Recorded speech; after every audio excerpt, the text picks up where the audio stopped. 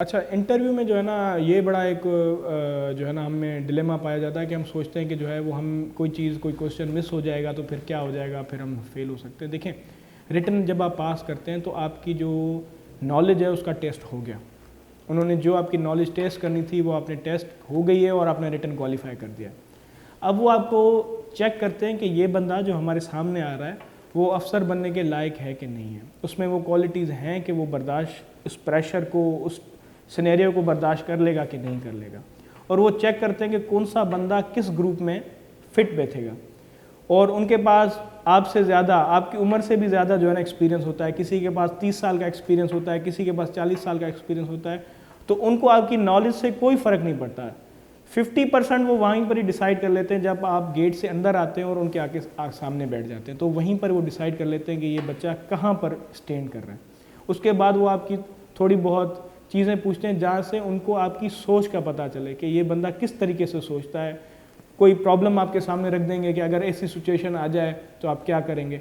हल्की फुल्की आपकी जो है वो नॉलेज टेस्ट कर लेते हैं। उसमें बड़ा आसान है। से फॉर एग्जांपल कोई ऐसा क्वेश्चन है आपको को वो नहीं आ रहा, ठीक है, आप बड़ी हम्बली उनको इस तरीके से जो है वो सॉरी करें ताकि उनको ऑफेंड भी फील ना हो और वो ये समझ में जाए कि ठीक है ये पॉइंट इसके जहन में अभी नहीं आ रहा और हो सकता है किसी और पॉइंट पे आप चले जाएं।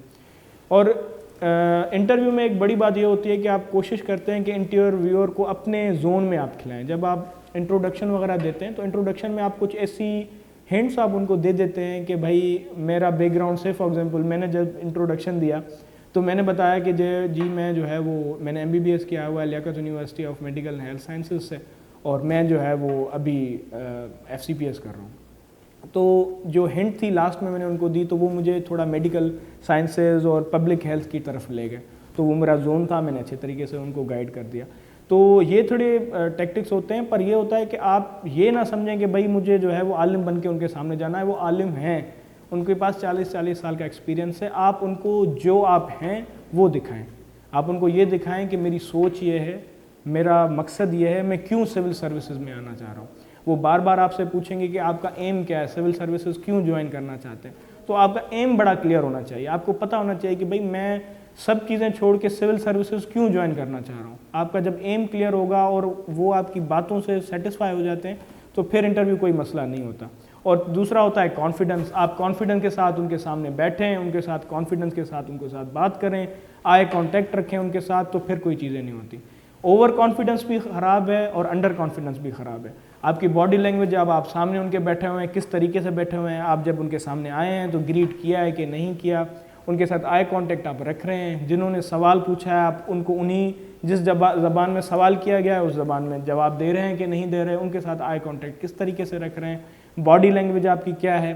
कोई सवाल है जो आप जिसका जवाब नहीं दे पा रहे तो आप कंफ्यूज तो नहीं हो रहे, आप उस चीज़ को कैसे टैकल कर रहे हैं।